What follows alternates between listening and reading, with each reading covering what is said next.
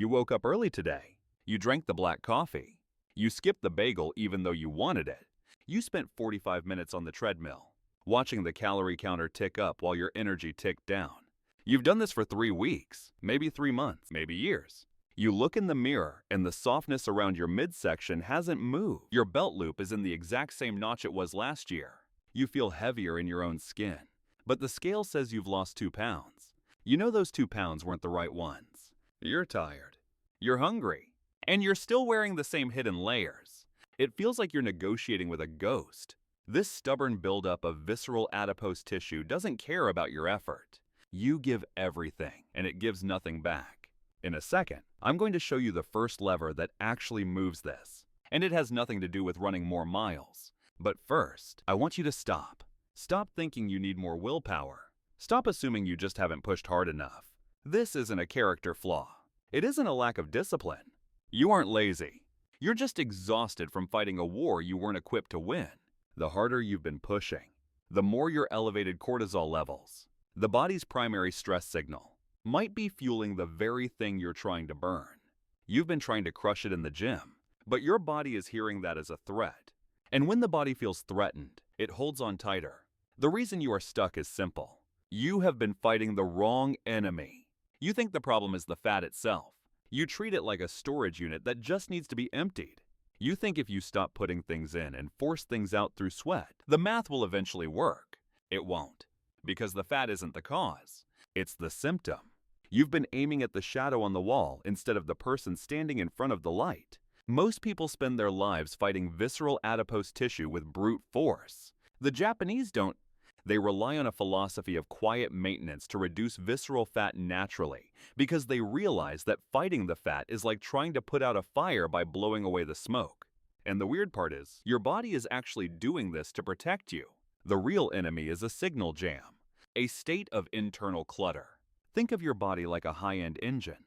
Over time, because of the way we live, the filters get backed up. This internal clutter isn't just physical. It's a breakdown of your metabolic health. Your internal communication system is jammed. When this system is cluttered, your body loses the ability to see its own fuel. Often, this is the beginning of insulin resistance, where your cells stop listening to the signals to burn energy. It enters a state of perpetual emergency. It thinks it's starving even when it's full. It anchors that weight to your organs. The visceral space as a survival mechanism. As long as that signal jam exists, your body will refuse to let go of that weight. It doesn't matter how many miles you run. To your body, letting go of that fat feels like jumping out of a plane without a parachute. It's not trying to make you look bad. It's trying to keep you alive. In Japan, the approach to the body isn't about conquest. It's rooted in internal flow. They use a Japanese visceral fat protocol that doesn't wait for a crisis to act. They use small, rhythmic interventions that keep the internal signals clear. They don't view health as a battle. They view it as a removal of obstacles. They don't fight the weight. They manage the environment that allows weight to exist. Think of this internal clutter as a silent squatter. It's a guest in your house that has locked all the doors and started blowing the fuses. You're outside trying to paint the shutters and mow the lawn, wondering why the lights won't come on. The squatter thrives on the noise of your stress and the rising cortisol levels triggered by modern life. It loves the frantic start-stop of your diets. Every time you crash diet or overtrain, you're just handing the squatter more locks for the doors. You aren't the problem. The metabolic health of your system is being compromised by this guest. You can't kick him out with force. You have to make the house uninhabitable for him. To fix this, we stop fighting the fat and start clearing the signals. We use the logic to flush, thermalize, and sequence. This isn't about more effort. It's about a better lever. Step 1.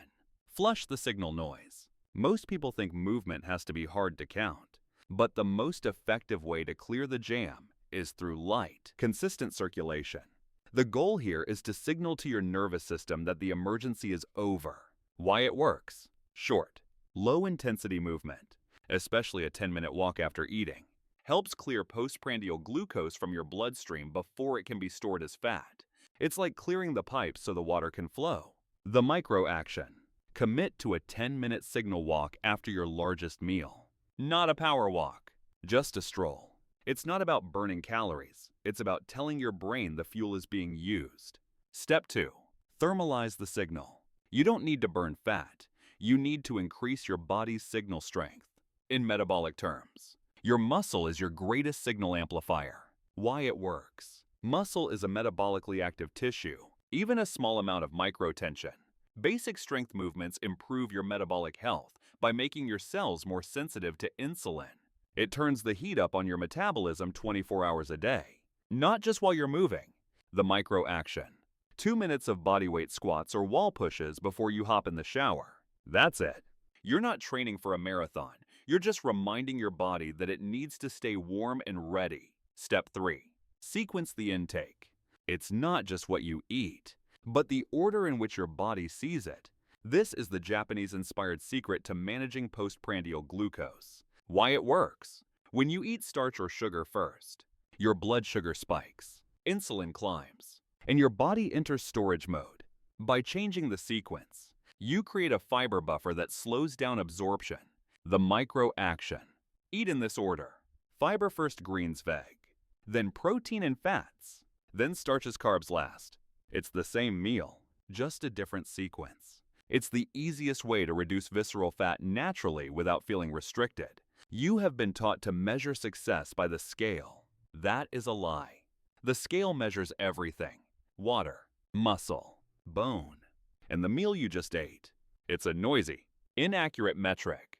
When you reduce visceral fat naturally, the change happens that the scale can't always see. Your new metric is internal lightness. How do you feel 2 hours after a meal? Are your postprandial glucose levels stable? Or are you crashing and reaching for sugar? Do your clothes sit differently, even if the number hasn't moved? When the internal clutter clears, the tightness in your body relaxes. Your metabolic health begins to stabilize, and that relaxation is the first sign that the fat is finally being unlocked. Your body is not your enemy. It is a highly sophisticated instrument that has been trying to protect you from a world of mixed signals. When you stop fighting and start signaling, the body responds with incredible speed. It wants to be lean. It wants to be efficient.